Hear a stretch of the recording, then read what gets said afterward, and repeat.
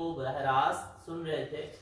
یہ اللہ جل شانہ کلام براہ راست حضرت موسیٰ علیہ السلام سے ہو رہا تھا، اور جو کلام حضرت موسیٰ علیہ السلام سے براہ راست ہو رہا تھا، اس کلام کے اندر حضرت موسیٰ علیہ السلام جو ہے اس کو اپنے صرف کانوں سے ہی نہیں سن رہے تھے، بلکہ ان کا تمام بدن بطور معجزے کے ہی اس کو سن رہا تھا. اور اللہ جل شانہ کی جو آواز تھی کسی ایک جہت سے نہیں تھی، بلکہ یہ ہر طرف سے آواز گونج رہی تھی، کسی خاص جہت سے نہیں تھی. اننی انا اللہ، یہاں پہ اللہ جل شانہ نے پہلی تاکید انا لے کر آئے، بے شک، پھر اس کے بعد یا ضمیر کو لے کر آئے، یعنی یا جو ہوتا ہے وہ اپنے آپ کو بتانے کے لیے کہ بے شک میں، پھر دوبارہ اس کو ریپیٹ کیا اننی انا، کہ بے شک میں ہی اللہ ہوں، لا الہ الا انا. اور پھر لا الہ الا انا کے اندر خود الگ سے ایک تاکید آتی ہے کہ میرے علاوہ کوئی بھی معبود نہیں ہے. اللہ جل شانہ نے 3 سے 4 تاکیدوں کے ساتھ یہ ارشاد فرمایا کہ بے شک میں ہی صرف معبود ہوں، صرف میں ہی الہ ہوں، اور میرے علاوہ کوئی بھی الہ نہیں ہے. فاعبدنی، تم میری عبادت کرو. عبادت کسے کہتے ہیں؟ عبادت اللہ جل شانہ کے عبادت نام ہے اس چیز کا کہ کسی کو معبود سمجھتے ہوئے، کسی کو عبادت کا حقدار سمجھتے ہوئے اس کے آگے غایت عاجزی اختیار کرنا، جھک جانا، اور ان امور کو بجا لانا جو کہ مقرر کیے گئے ہیں.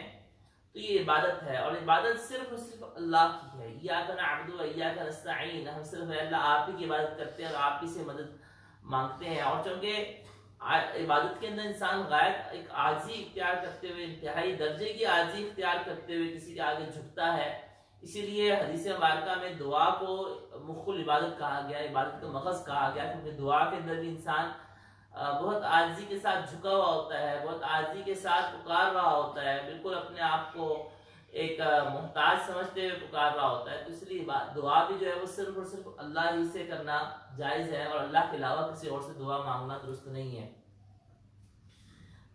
کیونکہ عبادت ہے اور دعا کو مخل عبادت کہا گیا، عبادت کو مغز کہا گیا. اور اسی طرح سے قرآن کریم کے اندر بھی کہ ان الذین یستکبرون عن عبادتی، کہ وہ لوگ جو میری عبادت سے تکبر کرتے ہیں. تو یہاں پہ عبادت کا لفظ کس کے لیے کہا گیا ہے کہ قال ربکم ادعونی، کہ آپ کا رب کہتا ہے کہ مجھ کو تم پکارو، استجب لکم، میں تمہاری دعاؤں کو قبول کروں گا. پھر اس کے بعد اللہ جل شانہ نے آگے ارشاد فرمایا کہ ان الذین یستکبرون عن عبادتی، کہ بے شک وہ لوگ جو تکبر کرتے ہیں میری عبادت سے، تو ان کے بارے میں وعید ذکر فرمائی.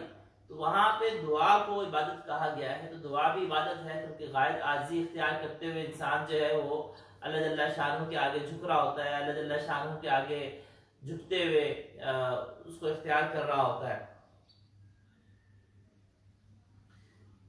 پھر اللہ جل شانہ نے ارشاد فرمایا کہ اقم الصلاۃ لذکری، نماز قائم کریں میری یاد کے لیے. اچھا، اب یہاں پہ ایک بات ذہن میں واضح ذرا میں کر دوں، اس کو سمجھنا میں ضروری ہے. ایک چیز ہوتی ہے علت، کسی چیز کی علت، اور ایک چیز ہوتی ہے حکمت. ان دونوں میں فرق ہوتا ہے.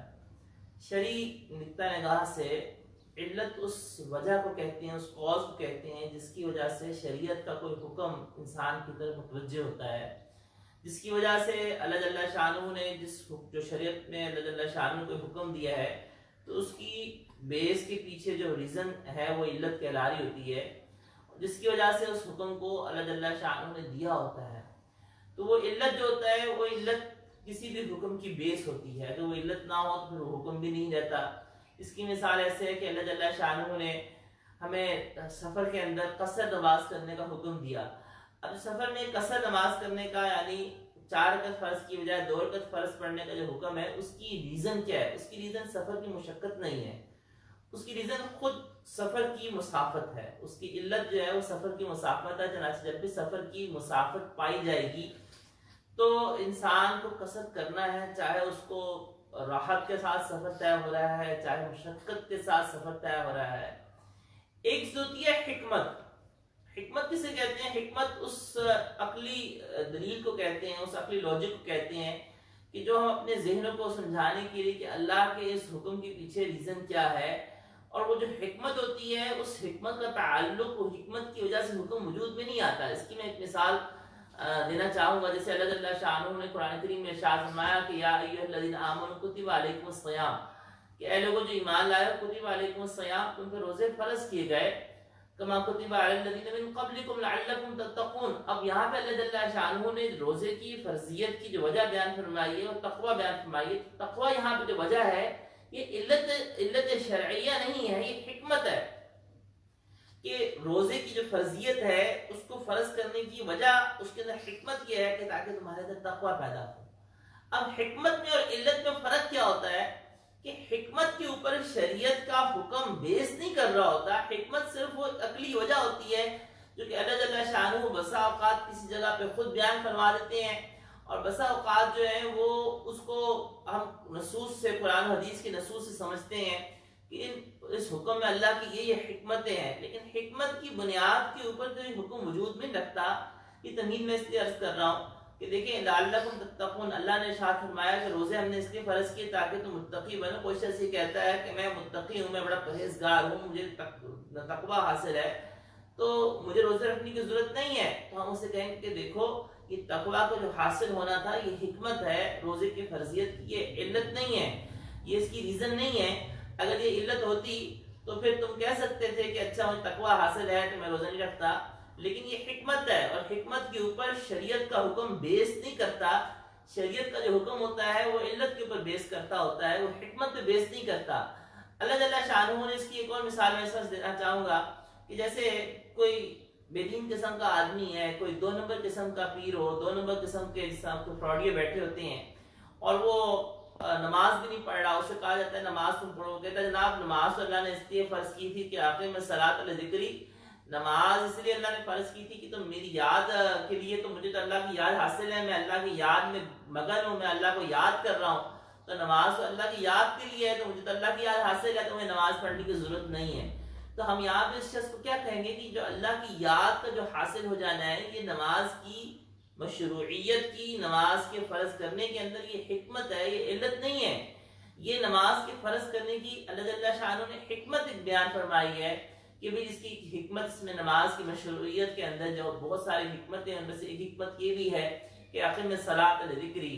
لیکن نماز میں چاہے ایک شخص کو یاد حاصل ہو یا نہ ہو، اس پہ نماز فرض رہے گی. مثال کے طور پہ ایک شخص ایسا ہے وہ کہتا ہے کہ جناب مجھے اللہ کی یاد حاصل ہے، اس پہ نماز اس طرح سے فرض رہے گی. ایک شخص ایسا ہے کہ نماز پڑھتا ہے اور نماز کے درمیان میں اس کو اللہ کا خیال ہی نہیں آتا، مسلسل وہ خیالوں میں مگن رہتا ہے، مسلسل وہ اپنی دکان کے اندر، اپنے مالی معاملات کے اندر حساب کتاب میں مگن رہتا ہے. تو ایسا شخص جس نے خیالوں بھری نماز پڑھی ہے، اس کو اللہ کی یاد تو حاصل نہیں ہوئی مگر اس کی نماز ادا ہو گئی، فرض ادا ہو گیا، مگر نماز بہت ناقص ہوئی، کمزور ہوئی، نکمی نماز ہوئی. تو اس کو اپنی نماز کے اوپر محنت کی ضرورت ہے کہ یہ خشوع خضوع والی، اللہ کے دھیان والی نماز پڑھے. اللہ کے دھیان میں نماز مل جاتی ہے، یہ بات نہیں کہ اللہ کے دھیان میں نماز نہیں ملتی ہے، الحمدللہ بالکل آسانی سے مل سکتی ہے. محنت کی شرط ہے، جس طرح سے دنیا کے اندر ہر چیز کے اوپر محنت چاہیے ہوتی ہے، اسی طرح بالکل نماز خشوع خضوع والی، خالص دھیان والی مل جائے، اس کے لیے بھی ایک محنت چاہیے. اور وہ محنت کا تعلق براہ راست انسان کے قلب سے ہے. انسان کو اپنے قلب کے اوپر، اپنے نگاہوں کے اوپر، اپنے جسم کے اوپر محنت کرنی پڑے گی. اپنے دل کے اوپر جس کو محنت کرے گا، اپنی نگاہوں پہ محنت کرے گا. نگاہوں میں محنت کرنے کا مطلب کیا ہے؟ نگاہوں کی حفاظت کرنا. دل پہ محنت کرنے کا مطلب کیا ہے کہ دل میں جس وقت یہ اللہ جل شانہ کا ذکر کا دیا اس میں جلنا شروع ہوگا اور نگاہوں کے اندر حفاظت آئے گی، اور اس وقت یہ اللہ جل شانہ کی جانب متوجہ ہوگا، تو اللہ جل شانہ اس کو خشوع خضوع نماز نصیب فرما دیتے ہیں. اور وہ ایک الگ موضوع ہے کہ خشوع خضوع نماز پڑھنے کے کیا کیا طریقے ہیں اور کس طرح سے. اور بالکل آپ کو ایسی نماز مل سکتی ہے کہ آپ اللہ اکبر کہیں، اور اللہ اکبر کہنے کے بعد سے لے کر سلام پھیرنے تک آپ کو کسی چیز کو خیال نہ آئے. اور اللہ جل شانہ نے آگے ارشاد یہ فرمایا کہ اقیم الصلاۃ لذکری. اس کے بعد ارشاد فرمایا کہ ان الساعۃ آتیۃ، کہ بے شک قیامت کی گھڑی جو ہے وہ آنے والی ہے. اکاد اخفیہا، حضرت موسیٰ علیہ السلام کو مخاطب کر کے فرمایا کہ میں اس کو مخفی رکھنا چاہتا ہوں، یعنی اس قیامت کی گھڑی کس وقت آنی ہے اس کا تفصیلی علم اللہ جل شانہ نے کسی کو بھی نہیں دیا. وَيَقُولُونَ مَتَىٰ هَٰذَا الْوَعْدُ إِن كُنتُمْ صَادِقِينَ, یہ پوچھتے ہیں کہ قیامت کی گھڑی کس وقت آئے گی. تو قُلْ إِنَّمَا الْعِلْمُ عِندَ اللَّهِ, آپ کہہ دیجئے کہ اس کا علم اللہ کے پاس ہے, یعنی اس کا تفصیلی علم صرف اللہ کے پاس ہے. اللہ کے حبیب علیہ الصلوٰۃ تسلیمات نے قیامت کے آنے کی خبریں اپنی امت کو دی, اور قیامت کے آنے کی علامات کو آقا علیہ الصلوٰۃ تسلیمات نے بیان فرمایا. تو یہ جزوی اس کی تفصیلات ہیں, اس کی علامات ہیں جن کو بیان فرمایا گیا ہے, لیکن قیامت کا تفصیلی علم کہ اس نے کس وقت آنا ہے, کس سال میں آنا ہے, اور یہ کس مہینے کے اندر آنا ہے, یعنی کس سال کے کس مہینے میں, یہ تو حدیث مبارکہ میں تذکرہ ہے کہ قیامت جمعے کے دن آئے گی, اور محرم کا تذکرہ ہے, لیکن کون سا محرم ہوگا, وہ کون سا جمعہ ہوگا, وہ کون سا سال ہوگا, اور کتنے سال بعد اس نے آنا ہے, اس کا تفصیلی علم جو ہے وہ صرف اور صرف اللہ ہی کے پاس ہے, اور اللہ نے یہ علم کسی کو بھی نہیں دیا. ان ساعۃ آتیۃ اکاد اخفیھا, فرمایا کہ میں قیامت کی گھڑی کو جو ہے مخفی رکھنا چاہتا ہوں, لتجزی کل نفس بما تسعی, تاکہ میں بدلہ دوں ہر جاندار کو اس چیز کا جو کہ اس نے دنیا میں کوشش کی. اگر اللہ جل شانہ موت کو اور قیامت کو مخفی نہ رکھتے, موت کو ظاہر کر دیا جاتا, ہر آدمی کو پتا ہوتا کہ اس نے کس وقت مرنا ہے, تو اس دنیا کے اندر انسان کا رہنا محال ہو جاتا.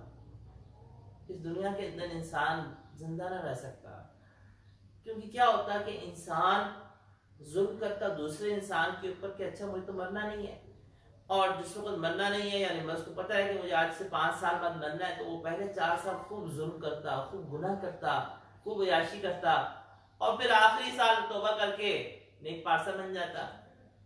تو دنیا کے اندر انسان کا رہنا محال ہو جانا تھا. اللہ جل شانہ نے موت کو بھی مخفی رکھا ہے, اور اللہ جل شانہ نے قیامت کو بھی مخفی رکھا ہے.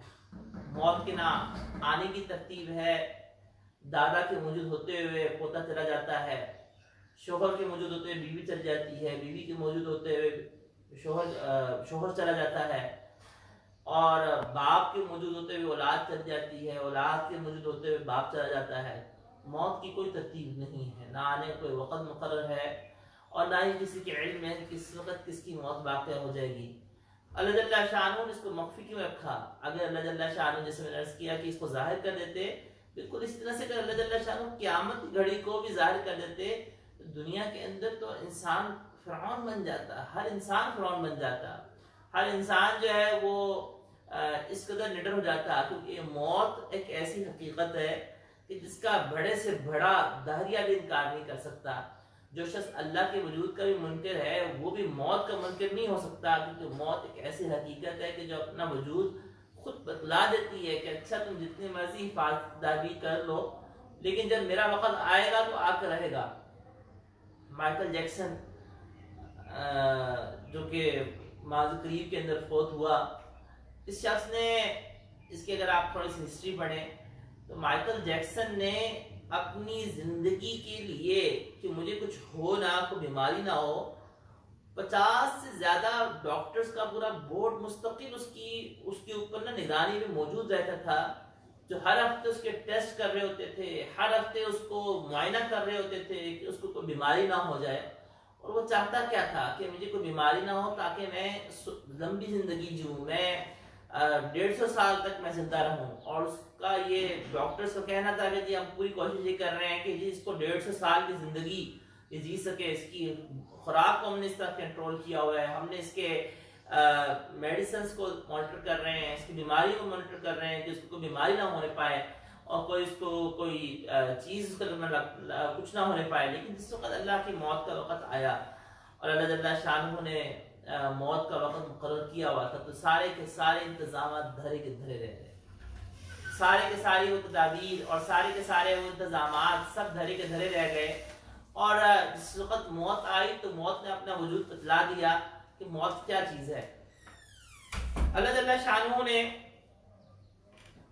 ساتھ ارشاد فرمایا کہ فلا يصدنك عنها, کہ اے موسیٰ آپ کو ہرگز نہ وہ شخص پھیرے کہ یعنی اس راستے سے, اس وحی کے راستے سے, اس قرآن سے, اس دین سے آپ کو وہ شخص نہ ہٹا دے کہ ملا یؤمن بہا، جو ایمان رکھنے والا نہیں ہے، یعنی اس قیامت کے دن پہ ایمان رکھنے والا نہیں ہے، اور واتبع ہواہ، اور وہ شخص اپنی خواہش نفس کی پیروی کرتا ہے، تو کہیں ایسا نہ ہو کہ وہ آپ کو ہٹا کر، اور چونکہ ہدایت سے ہٹنا یہ ہلاکت ہے، تو کہیں وہ آپ کو ہلاکت کی طرف نہ لے جائے۔ اللہ جل شانہ نے یہاں پہ اس بات کا تذکرہ ارشاد فرمایا۔ یہ مختصر تفسیر تھی ان آیات کی، اور ان آیات کے اندر نکات بے تحاشا ہیں، بے تحاشا نکات ہیں، اللہ کو کبیرہ۔ صرف یہ چند آیات کے اندر نکات جو ہیں ان کو اب دیکھتے ہیں ہم، اور ان نکات کے تحت دیکھتے ہیں کہ اللہ جل شانہ نے ان آیات میں ہمارے لیے کیا کیا تذکرہ، کیا کیا نصیحت رکھی ہے، اور ان آیات میں ہمارے لیے کیا تذکرہ، ہمارا اپنے لیے کیا موجود ہے۔ اللہ تعالیٰ نے واقعات موسیٰ علیہ السلام کا بیان فرمانے لیے اس میں ہمارے لیے کیا عبرت کی چیزیں موجود ہیں، اور اس میں ہمارے لیے کیا نصائح موجود ہیں۔ سب سے پہلے انا اخترتک فاستمع۔ اللہ جل شانہ جب کسی کام کا ارادہ فرماتے ہیں، اللہ جل شانہ اس کے اسباب کو خود ہی پیدا فرما دیتے ہیں۔ آپ دیکھیں کہ اللہ جل شانہ نے موسیٰ علیہ السلام کو نبوت عطا فرمانی تھی، اللہ جل شانہ نے اس کا سبب خود مقرر فرما دیا۔ ان کی اہلیہ کو اسی وقت تکلیف شروع ہوئی، ان کو سردی اس وقت لگنا شروع ہوئی، درد ذیل شروع ہو گیا، اور اس وقت وہ پین شروع ہو گئی کیونکہ پریگننٹ تھیں۔ تو اس وقت وہ جو تکلیف کا ہونا تھا وہ ایک بہانہ تھا، ایک سبب تھا۔ تو اللہ جل شانہ جب کسی چیز کو کرنے کا ارادہ فرماتے ہیں تو اللہ جل شانہ اسباب بھی خود ہی پیدا فرما دیتے ہیں، اور اللہ جل شانہ جب اسباب پیدا فرما دیتے ہیں تو اس کے نتیجے میں اللہ جل شانہ نے جو کام کرنا ہوتا ہے وہ ہو کر رہتا ہے۔ اللہم لا مانع لما اعطیت، حدیث مبارکہ میں مسنون دعا کے الفاظ ہیں، اللہم لا مانع لما اعطیت، اللہ کوئی روکنے والا نہیں ہے لما اعطیت، جو آپ دینا چاہیں، ولا معطی لما منعت، اللہ کوئی عطا کرنے والا نہیں ہے لما منعت، جو آپ روک دیں اس کو کوئی دینے والا نہیں ہے۔ تو یاد رکھیں کہ دنیا دار الاسباب ہے، ہمارے ذمہ صرف اسباب کو اختیار کرنا ہے، لیکن ہم اسباب کو ایک حد تک اختیار کر سکتے ہیں، ہوتا وہی ہے جو کہ اللہ جل شانہ کو منظور ہوتا ہے۔ البتہ ہمیں اس بات کا پابند کیا گیا کہ ہم اسباب کو اختیار کریں، کیونکہ اسباب کو اختیار کرنے کے بعد ان میں پھل لگانا یہ اللہ کا امر ہے۔ اللہ جل شانہ چاہیں گے تو ان اسباب پہ پھل لگا دیں گے، اور اگر اللہ جل شانہ نہ چاہیں گے تو ان اسباب کے اوپر نہیں پھل لگائیں گے۔ بسا اوقات ہم بہت محنت کرتے ہیں، بہت کاوش کرتے ہیں کسی مریض کو بچانے کے لیے، مریض بچ جاتا ہے، اور ہماری کوششیں رنگ لے آتی ہیں، وہ اسباب جو کہ ہم نے اختیار کیے تھے ان پہ اللہ جل شانہ نے پھل لگا دیا، اور بسا اوقات ایسا ہوتا ہے کہ ہم اس مریض، اسی نوعیت کا مریض آتا ہے، اسباب ہم پہلے سے زیادہ اختیار کرتے ہیں، اپنی بیسٹ ایفرٹس کرتے ہیں، لیکن ہم اس مریض کو نہیں بچا پاتے، کیونکہ اس وقت اللہ جل شانہ کو منظور نہیں تھا، وہ ہمارے سارے اسباب دھرے کے دھرے رہ جاتے ہیں۔ تو بہرحال اللہ جل شانہ مسبب الاسباب ہیں، اور جس وقت اللہ جل شانہ کسی کام کا ارادہ فرماتے ہیں تو اسباب بھی اس کا پیدا فرما دیتے ہیں۔ دنیا دار الاسباب ہے، اللہ جل شانہ چاہے تو براہ راست بھی پیدا فرما دیتے ہیں، براہ راست بغیر اسباب کے بھی اس امر کو وجود میں لے آتے ہیں، جیسے اللہ جل شانہ کے جتنے بھی معجزات ہوتے ہیں وہ بغیر کسی سبب کے وجود میں آتے ہیں، جیسے ابھی آگے آ رہا ہے اللہ جل شانہ نے عصا کو براہ راست سانپ میں بدل دیا، تو اللہ جل شانہ نے اس میں کوئی سبب نہیں بنایا۔ تو دنیا دار الاسباب ہے، اور اس میں معجزات بھی اللہ جل شانہ اسی لیے ظاہر فرماتے ہیں کہ اللہ ان اسباب کو محتاج نہیں ہے۔ اگلا نقطہ دیکھیے گا کہ اللہ جل شانہ اسباب تدریجاً پیدا فرماتے ہیں، اسباب یکایک وجود میں نہیں آتے۔ کوئی بلڈنگ گرتی ہے تو اس بلڈنگ کے گرنے کے پیچھے کئی اسباب ہوتے ہیں، وہ اسباب یکدم وجود میں نہیں آتے، تدریجاً وجود میں آتے ہیں۔ حضرت موسیٰ علیہ السلام کے اس واقعے میں آپ دیکھیں کہ تدریجاً کیا کیا پہلو ہوئے، کس طرح سے ان کے ہاتھ سے وہ مصری ہلاک ہوا، کس طرح سے ان کو وہاں سے بھاگنا پڑا۔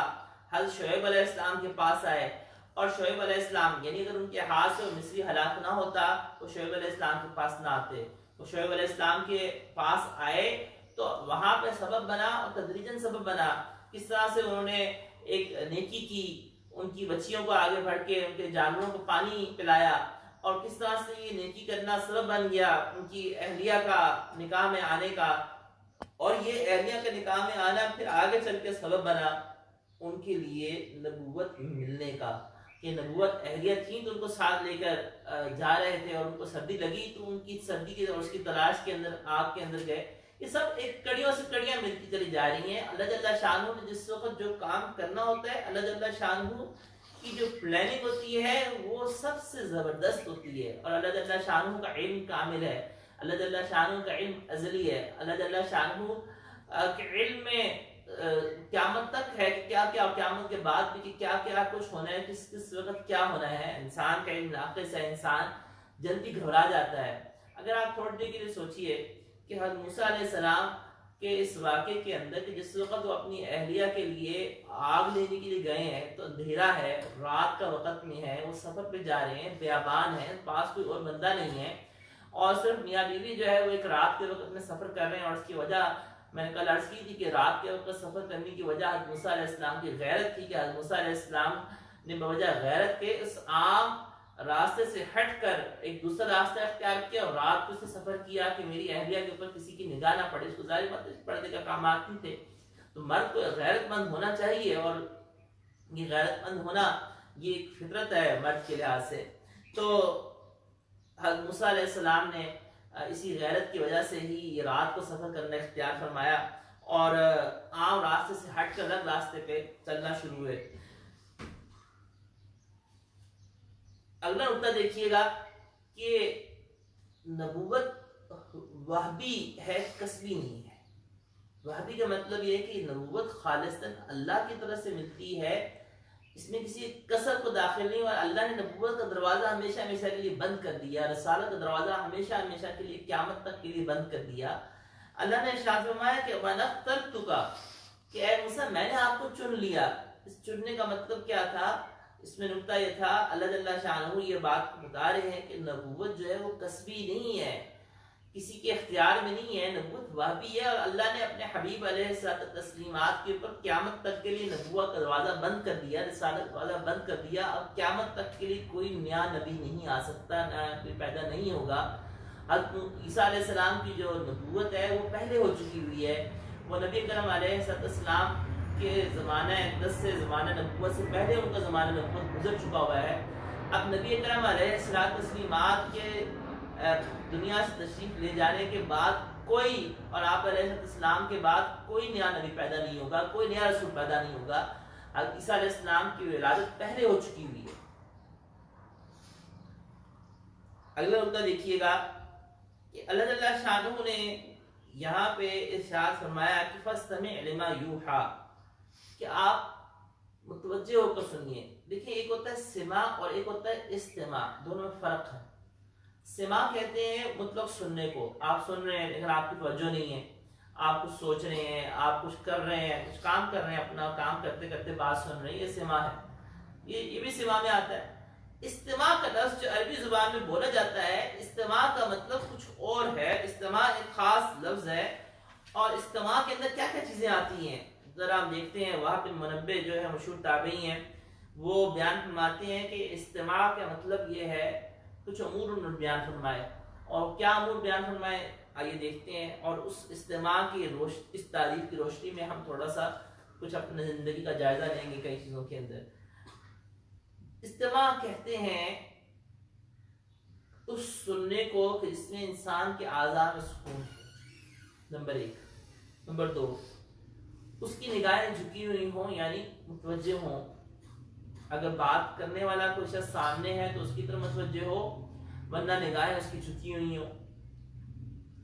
نگاہوں کو جھکنا جو ہے وہ عاجزی ہے، جیسے نماز کے اندر۔ نمبر تین، وہ اپنی سماعت کو مکمل اس بات کی طرف لگایا ہو، اس نے سننے پہ۔ نمبر چار، اس کا ذہن اس سننے کی طرف متوجہ ہو، کسی اور شے کی طرف متوجہ نہ ہو۔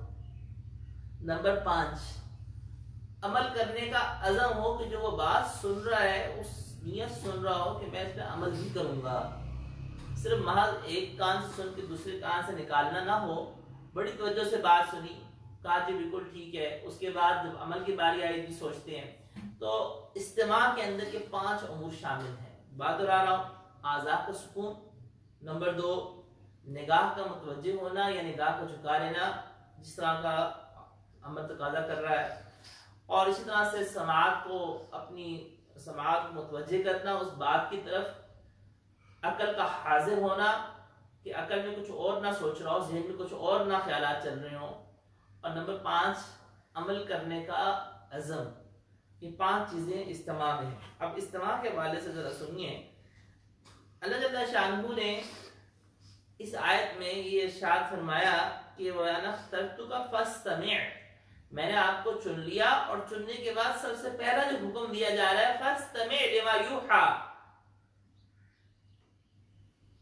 تو نبوت ملنے کے بعد سب سے پہلی چیز کی تعلیم حضرت موسیٰ علیہ السلام کو استماع کی دی جا رہی ہے، اور استماع کی اس تعلیم کے اندر گویا کہ اس وحی کی تعظیم بھی شامل ہے کہ آپ کی طرف جو وحی کی جا رہی ہے آپ اس کو ادب سے متوجہ ہو کر، ہمتن گوش ہو کر اس کو سنیے۔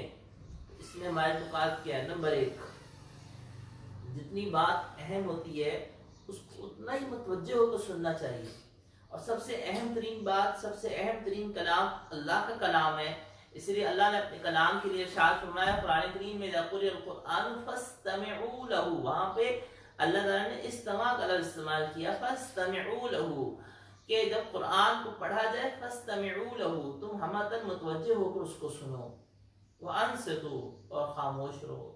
تو قرآن کریم کی تلاوت سب سے اہم ہے، قرآن کریم کا جب پڑھا جا رہا ہو تو اس کو خاموش رہ کے سننا وہ لازم ہے، واجب ہے کہ اس کو قرآن کریم پڑھا جا رہا ہے تو قرآن کریم کی تلاوت کے وقت آپ اپنے کاموں میں مشغول ہوں، یہ درست نہیں ہے، یہ استماع کے خلاف ہے۔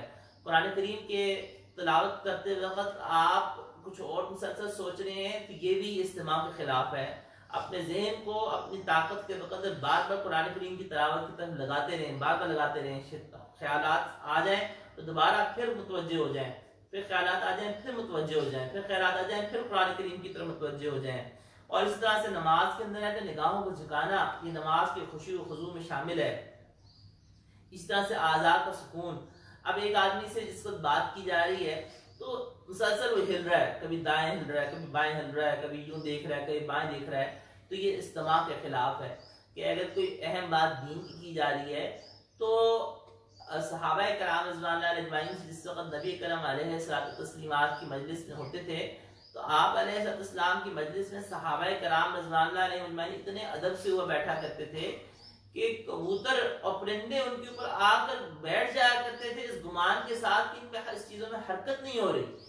تو صحابہ کرام رضوان اللہ علیہ اجمعین کا جو ادب تھا، استماع، جیسے میں نے عرض کیا کہ جیسی جتنی اہم چیز ہے اس کا استماع اتنا ہی اہم ہو جاتا ہے، وہی سب سے اہم ہے۔ اور نبی کرم علیہ الصلوۃ والتسلیمات کے جو ارشادات مبارکہ ہیں وہ بھی وہی ہیں، چنانچہ جس کو حدیث کو بیان کیا جا رہا ہے تو اس کو بھی متوجہ ہو کر سننا چاہیے، ہمتن گوش ہو کر اس کو سننا چاہیے، متوجہ ہو کر سننا چاہیے۔ اس طرح دین کی کوئی بات کی جا رہی ہے تو اس کو بھی متوجہ ہو کر سنیں۔ وہ ظاہری بات ہے کہ جو دین کی بات کرے کہ عام انسان کر رہا ہے اس کا وہ درجہ تو نہیں ہے جو قرآن کریم کی تلاوت اگر وہ کر رہا ہے، کیونکہ قرآن کریم کی جو تلاوت ہے وہ اللہ کا کلام ہے اور وہ اللہ کے کلام کو پڑھ رہا ہے، تو جو ادب کا درجہ اس میں ہے وہ عام دین کی بات میں تو نہیں ہے، مگر دین کی بات میں بھی کہ کرنے والا تو بے شک عام انسان ہے، مگر بات تو اللہ اور اللہ کے رسول کی کر رہا ہے تو اس کے اندر بھی انسان کو متوجہ ہو کر دین کی بات کو سننا چاہیے۔ اللہ جل شانہ نے حضرت موسیٰ علیہ السلام کو اپنے کلام کے لیے چنا۔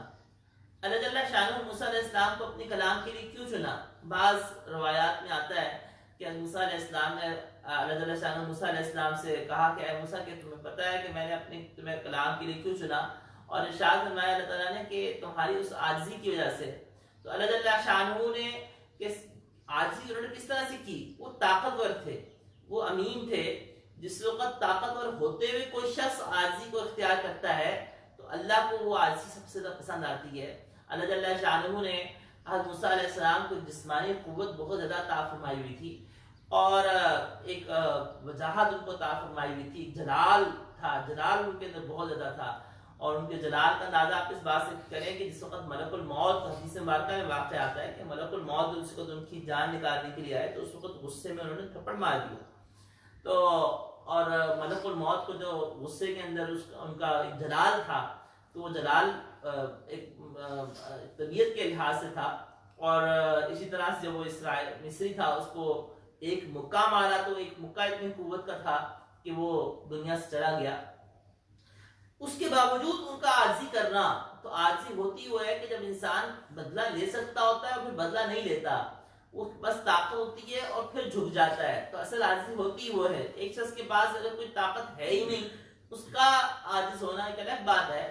اور ایک اصل عاجزی تو وہ ہے کہ جس کے پاس طاقت ہے، اختیار ہے، اور پھر وہ اللہ کے آگے جھکا ہوا ہے. یہ صلاحیات میں سے ہے اور حدیث میں سے نہیں یہ بات کہ موسیٰ علیہ السلام کو کلام اللہ کے لیے چننا کی وجہ. آگے نقطہ دیکھیے گا کہ اللہ جل شانہ نے یہ جو ارشاد فرمایا کہ وَأَنَا اخْتَرْتُكَ فَاسْتَمِعْ لِمَا يُوحَىٰ إِنَّنِي أَنَا اللَّهُ. اللہ جل شانہ نے اس کلام کے اندر پورے دین کو سمو دیا ہے. مثلا دیکھیں اننی فاستمع وَأَنَا اخْتَرْتُكَ فَاسْتَمِعْ لِمَا يُوحَىٰ. فَاسْتَمِعْ لِمَا يُوحَىٰ کے اندر نبوت کا ذکر آ رہا کہ آپ اس کو سنیں جو آپ کی طرف وحی کی جا رہی. تو وحی تو صرف نبی کی طرف کی جاتی ہے، اس میں نبوت کا ذکر آ رہا ہے. اننی انا اللہ لا الہ الا انا، یہ توحید کا بیان ہے. اللہ جل شانہ نے توحید کو بیان فرما دیا. فاعبدنی، یہ امور عبادت کا بیان ہے. اور وَأَقِمِ الصَّلَاةَ لِذِكْرِی، یہ اس میں حکمت کا بیان فرمایا. اور اقیم الصلاۃ ذکری کے اندر نکات کو بھی عاجز عرض کرتا ہے. اللہ جل شانہ نے تو اس میں اس ترتیب سے ہمارے لیے کیا نقطہ، ہمارا نقطہ یہ ہے کہ سب سے پہلی بنیاد عقیدے کی ہوتی ہے. پہلے عقیدہ ہوتا ہے پھر عمل ہوتا ہے. اللہ نے پہلے یہاں پہ عقیدے کو پہلے بیان فرمایا ہے. فَاسْتَمِعْ لِمَا يُوحَىٰ إِنَّنِي أَنَا اللَّهُ، پہلے عقیدے کو بیان فرمایا پھر عبادت کو بیان فرمایا. تو عقیدہ پہلے ہے پھر عبادت ہے، اور عقیدے کے اوپر عبادت کا قبولیت کا انحصار ہے. کسی کا عقیدہ ہی خراب ہے، مثال کے طور پہ شرکی عقیدہ ہے، وہ اللہ کے ساتھ شرک کرتا ہے، تو جیسے عیسائی ہیں، یہودی ہیں، تو بے شک وہ اللہ کے آگے عبادت بھی کر رہے ہیں، اللہ کے ساتھ جب شرک کر رہے ہیں. ایک بت پرست ہے، ہندو ہے، وہ اللہ وہ بت کے آگے شرک بھی کر رہا ہے. اور وہ بے شک اگر یہ کہہ بھی دے زبان سے اللہ کو پکار بھی لے، لیکن شاید شرک بھی کر رہا ہے، تو وہ شرک کی وجہ سے، عقیدے کی خرابی کی وجہ سے اس کی نیکیاں قبول نہیں ہوتی. وہ اگر نیک کام کر بھی رہے تو نیکی کا قبول ہونا وہ عقیدے کے صحیح ہونے پہ منحصر ہے. چنانچہ کفار جو بھی نیکی کریں ان کی نیکی قبول نہیں ہے، آخرت میں کوئی بھی فائدہ نہیں ہے. دنیا میں فائدہ اس نیکی کا مل جائے گا. دنیا میں فائدہ اس نیکی کا کیا مل سکتا ہے؟ شہرت مل سکتی ہے، لوگوں کی تعریف مل سکتی ہے، اس میں کچھ دنیاوی بینیفٹس مل سکتے ہیں. اس نیکی کی وجہ سے دنیا میں مل جائیں گے، آخرت میں کچھ نہیں ملے گا. اگلا نقطہ دیکھیے گا کہ اللہ جل شانہ نے یہ بیان فرمایا کہ فاستمع لما یوحیٰ اننی انا اللہ لا الہ الا انا فاعبدنی. اللہ نے اپنی صفت توحید کو ذکر کرنے کے بعد فوراً ارشاد فرمایا کہ فاعبدنی، اس بات کو بتلانے کے لیے کہ دیکھو اے میرے بندو، عبادت صرف اور صرف اس کا حقدار صرف کائنات کے اندر اللہ کی ذات ہے. اللہ کے علاوہ کوئی بھی عبادت کا حقدار نہیں ہے.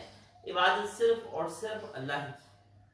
سر کا جھکانا صرف اللہ کے آگے ہے، دعا کا مانگنا صرف اللہ سے ہے، گڑگڑانا صرف اللہ سے ہے، اپنی مشکلات میں پکارنا صرف اللہ سے ہے، حاجت روا صرف اللہ ہے، اور مشکل کشا صرف اور صرف اللہ ہے.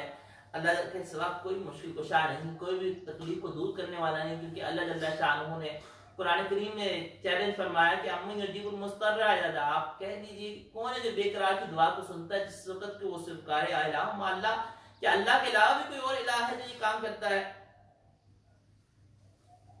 اگلا نقطہ دیکھیے گا کہ اللہ جل شانہ نے یہاں پہ اقیم الصلاۃ، نماز کے قائم کرنے کا تو حکم دیا، مگر نماز کی تفصیل نہیں بیان فرمائی. تو نماز کا قائم کرنے کا جو حکم فرمایا مگر نماز کی تفصیل کو ذکر نہیں فرمایا. تو اس میں نقطہ کیا تھا؟ نقطہ یہ ہے کہ شریعت کے اندر جو قرآن کریم کے اندر احکامات ہیں وہ اجمالاً ہے، اور اس کی تفصیل جیسا کہ حدیث مبارکہ میں ہے. تو اللہ جل شانہ نماز کا حکم قرآن کریم میں کئی جگہ پہ دیا مگر نماز کی تفصیل کو بیان نہیں فرمایا. تو تفصیل کہاں ملے گی؟ اللہ کے نبی کرم علیہ الصلوۃ والتسلیمات کے پاس ملے گی. اسی لیے دیکھیں اللہ جل شانہ نے یہاں پہ موسیٰ علیہ السلام کو بھی فاستمع لما یوحیٰ، وحی کے عموم کو پہلے بیان فرما دیا، نماز قائم کرنے کا بیان فرما دیا، نماز کی تفصیل ان کو وحی میں دوبارہ بتائی گئی.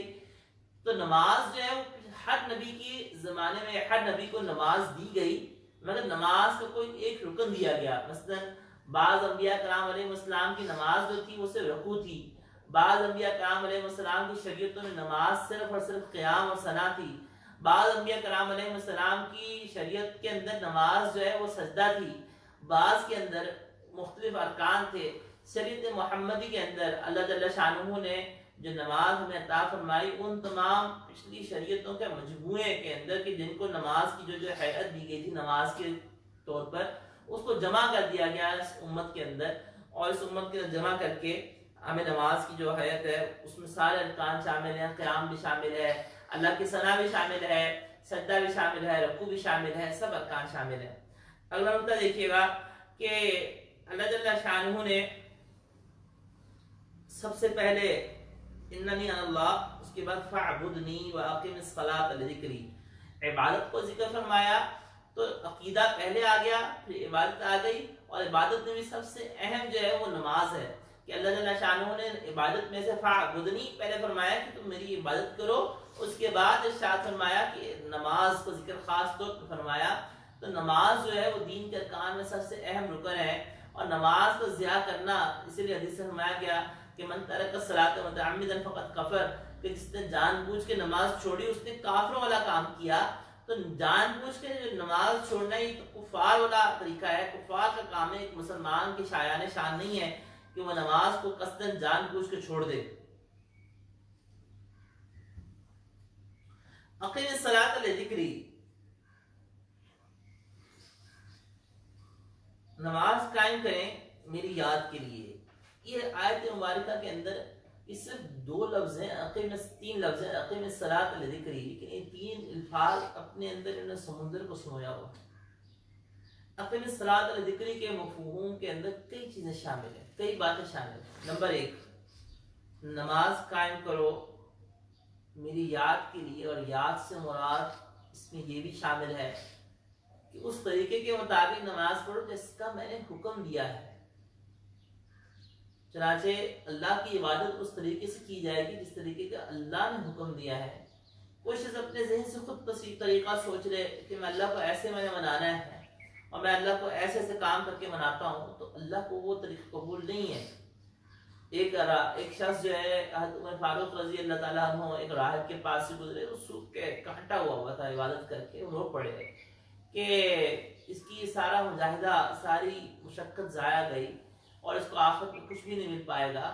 ایک شخص ساری رات ایک ٹانگ پہ کھڑے رہتا ہے کہ میں عبادت کر رہا ہوں، میں مجاہدہ کر رہا ہوں، اور وہ ہندو جوگی ہے، وہ محنت کر رہا ہے، مشقت کر رہا ہے، لیکن اس کی وہ محنت اکارت ہے، کیونکہ عبادت کا طریقہ صرف اللہ کے ہاں وہی ہے جو کہ اللہ نے خود مقرر کیا، اور اللہ نے اپنے حبیب علیہ السلام کی طرف وہی کیا۔ اس سے ہٹ کر اگر کوئی طریقہ عبادت کا اختیار کیا جائے گا تو عبادت کا طریقہ نہیں ہوگا۔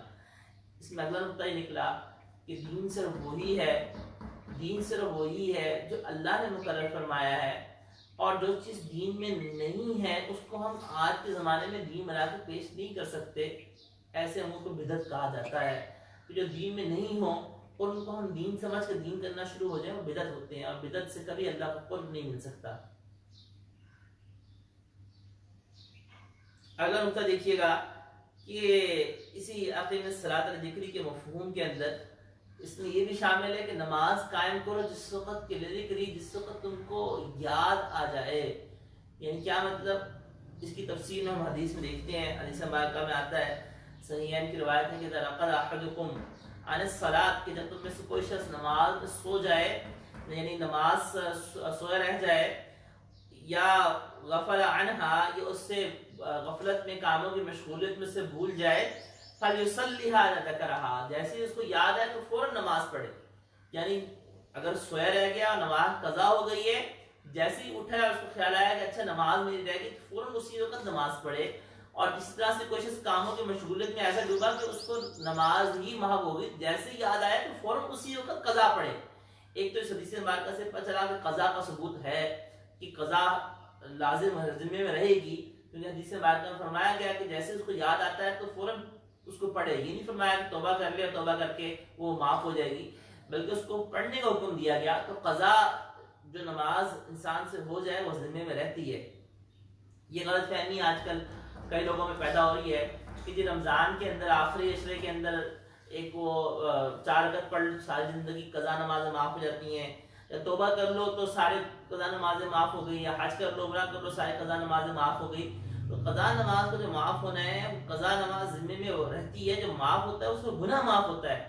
گناہ ایک الگ چیز ہے اور نماز کا ذمے میں رہ جانا ایک الگ چیز ہے. آپ نے جو نمازیں نہیں پڑھی اپنی زندگی میں وہ آپ کے ذمے بدستور قضا ہیں، آپ کے اوپر لازم رہیں گی. اور اس کو پڑھنے کا طریقہ کیا ہے؟ اس کو پڑھنے کا طریقہ یہ ہے کہ سب سے پہلے تو آپ اپنا حساب لگائیں کہ آپ کے ذمے قضا نمازیں کتنی باقی ہیں. اگر قضا نمازیں کا آپ کے ذمے بہت زیادہ تعداد ہے، بہت زیادہ یاد نہیں آ رہا، تو تب بھی ایک اجمالاً جنرل حساب لگائیں. مثال کے طور پہ آپ کیا سوچتے ہیں کہ 10 سال میں نے نماز نہیں پڑھی، 15 سال، 5 سال، اتنے بھی ایک جنرل حساب لگا لیجئے.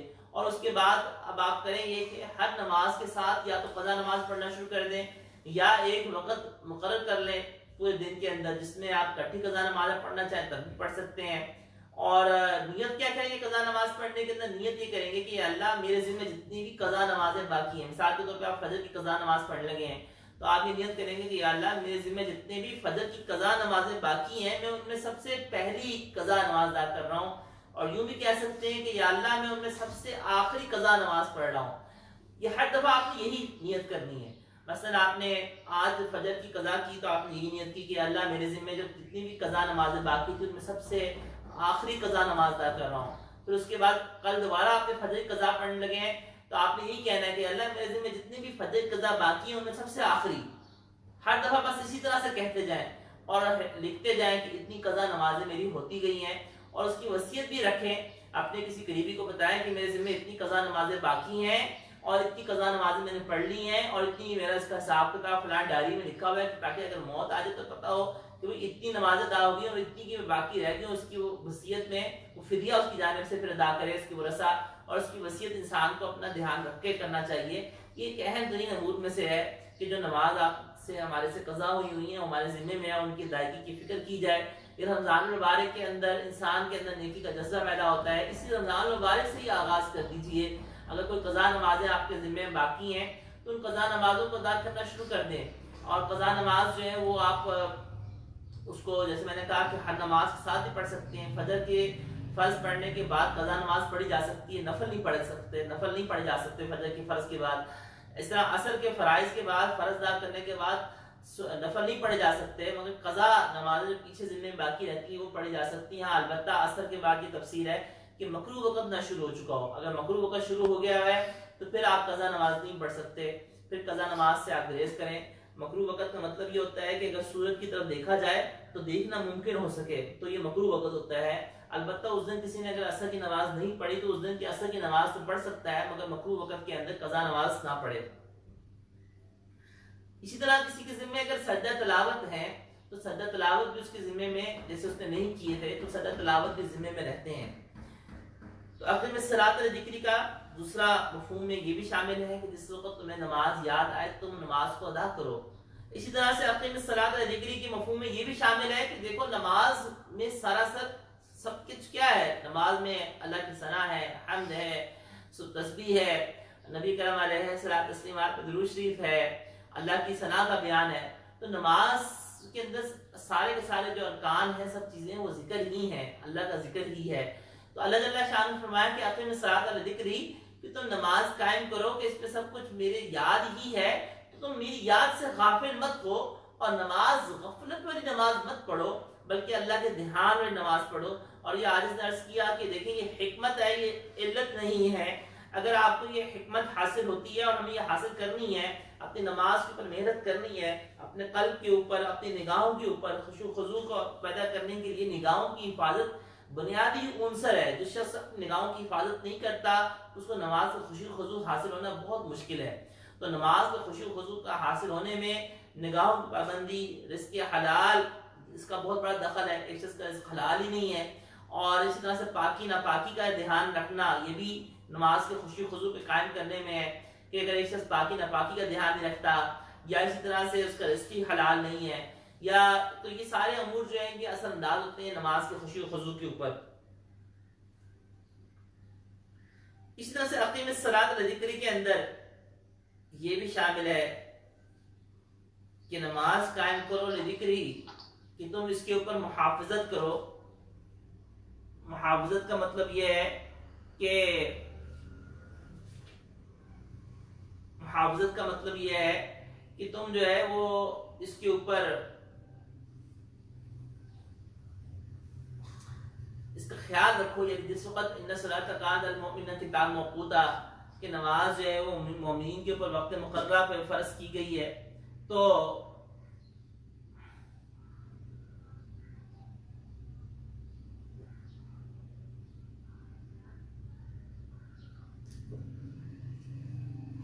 نماز جو ہے وہ مومنین کے اوپر وقت مقررہ پہ فرض کی گئی ہے، تو اللہ جل شانہ نے جو وقت مقررہ کے اوپر نماز کو فرض کیا گیا، تو ہر وقت مقررہ پہ اس کو نماز کو ادا کرنے کا اہتمام کرو۔ یہ بھی اقیم الصلاۃ علی ذکری میں شامل ہے۔ چنانچہ اللہ جل شانہ نے سورہ ماؤن میں ارشاد فرمایا کہ ارائیت الذی یکذب بالدین، اور پھر اللہ جل شانہ نے آگے فویل للمصلین، ان نمازیوں کے لیے تباہی و ہلاکت کو ذکر فرمایا کہ الذین عن صلاتہم ساہون، جو اپنی نمازوں سے سہو کرتے ہیں۔ ساہون میں کیا کیا شامل ہے؟ ساہون کے اندر یہ بھی شامل ہے کہ وہ نمازوں کو پڑھتے نہیں ہیں، نمازوں کو قضا کر دیتے ہیں، سستی کر دیتے ہیں، وہ نمازوں کے اندر غفلت کا شکار ہے، تو یہ بھی اس میں شامل ہے۔ اسی کو جوڑے اس آیت مبارکہ سے قیام الصلاۃ علی ذکری، کہ نماز کے قائم کرنے کے اندر یہ بھی شامل تھا کہ نماز کو وقت مقررہ پہ پڑھا جائے جو اس کا وقت مقرر ہے، اور اس کے لیے سب سے بہترین طریقہ یہ ہوتا ہے کہ جو ساتھی اس قسم کی شکایت کرتے ہیں، یا جو بچیاں جو خواتین اس قسم کی شکایت کرتی ہیں کہ ہم سے نماز کی پابندی نہیں ہوتی، تو اس کا سب سے بہترین طریقہ ایسی خاتون کے لیے، ایسے مرد کے لیے وہ یہ ہے کہ جیسے ہی اذان ہو، جیسی نماز کا وقت داخل ہو جائے، فوراً آپ نماز پڑھیں، نماز کو مؤخر مت کریں۔ جب آپ یہ اپنی عادت بنانا شروع کریں گے کہ جیسے ہی وقت داخل ہوا ہے نماز کو فوراً پڑھنا ہے، تو اس سے آپ نماز کے قضا کرنے سے الحمدللہ نکل جائیں گے، بچ جائیں گے، کیونکہ جب یہ عادت بن جائے کہ جیسے ہی وقت داخل ہونا ہے فوراً نماز پڑھنی ہے۔ خواتین کے چونکہ نماز جماعت سے پڑھنا ان پہ لازم نہیں، مردوں کے اوپر جماعت سے، کہ جماعت کا جس وقت اہتمام کریں گے جماعت سے پڑھنے کا، تو خود بخود نمازوں کی سستی یہ ختم ہو جائے گی۔ اللہ جل شانہ نے یہاں پہ نماز کا ذکر فرمایا اور اقیم الصلاۃ علی ذکری فرمایا، تو اس کے اندر یہ بھی شامل تھا کہ میرے احکامات، نماز قائم کرو تاکہ تم ذکری ای لاحکامی، کہ میرے احکامات پہ چل سکو۔ اسی معنی کی تائید اس آیت مبارکہ سے بھی ہوتی ہے کہ اللہ جل شانہ نے قرآن کریم میں دوسرے مقام پہ ارشاد فرمایا کہ ان الصلاۃ تنہی عن الفحشاء والمنکر، کہ نماز جو ہوتی ہے وہ بے حیائی اور برائی کے کاموں سے روکتی ہے۔ تو نماز، ہماری نماز کیوں نہیں روک رہی؟ کیونکہ ہماری نماز کے اندر نقص ہے، اللہ کے کلام میں نقص نہیں ہے، ہماری نماز میں نقص ہے کہ ہماری نماز وہ نماز نہیں ہے، اس کی وجہ سے ہمیں وہ روک نہیں رہی، ہمیں برائی سے روک نہیں رہی۔